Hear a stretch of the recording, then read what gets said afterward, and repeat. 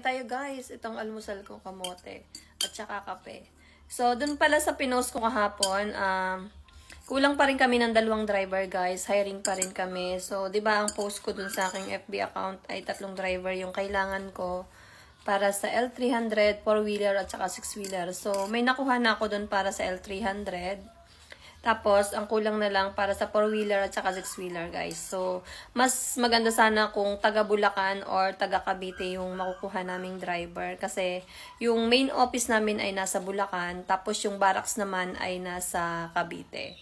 Kaya sa mga gustong mag-drive dyan or sa mga wala pang trabaho dyan na professional driver kayo at with professional driver license, apply na kayo, guys. So, everyday yung, yung biyahe ninyo. Tapos, weekly yung sahod.